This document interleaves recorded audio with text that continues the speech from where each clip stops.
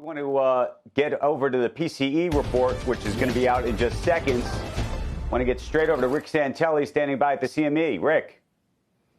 Yes, we are awaiting the July read on income and spending and all the Fed's favorite inflation metrics, and they are populating on the wire as we speak. Personal income up exactly as expected, up 0.4. Up 0.4 would be the best since up 0.8 in April. Up 0.5% in spending, very solid and very much as expected. Up 0.5%, best since March when it was up 0.7. If we look at real spending accounting for inflation, once again, nice strong number, exactly as expected, up 0.3. This follows up 0.1, and it is the best since March of this year. If we look at the PCE on a month-over-month basis, exactly as expected, up 0.2. Up 0.2 equals where we were in May.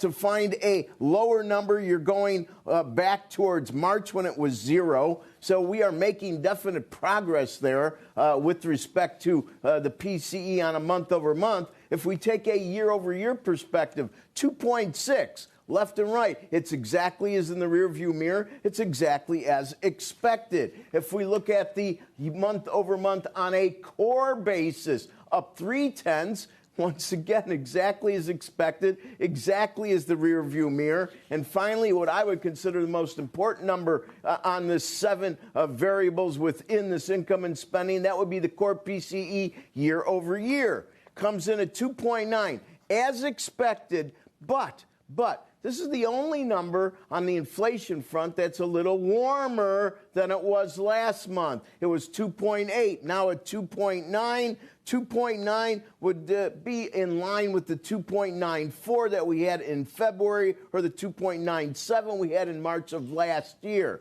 Now, let's look at the trade balance, shall we? We're expecting $90.2 billion with a negative. That's a red, a minus sign. Comes in worse than expected, minus $103 billion, and that would comp to the biggest deficit ever in March, and that was minus $161 billion, and that was the biggest since record keeping in 1989. So we are moving the wrong way there. Wholesale inventories up 0.2. That's a July preliminary number. Retail inventories, a July number, up 0.2. How did all this get digested by the marketplace? Well, prior to the release of the numbers, a 2-year was at 364. It's now at 363. It closed at 370 last Friday. If we look at a 10-year, it's currently at 421. It was at 422. 421 is exactly unchanged versus yesterday's late cash market close. However, we did close at 426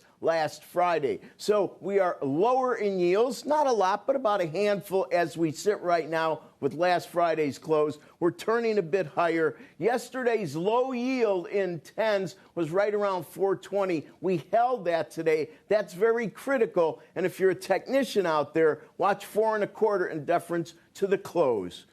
Gang at the desk, back to you.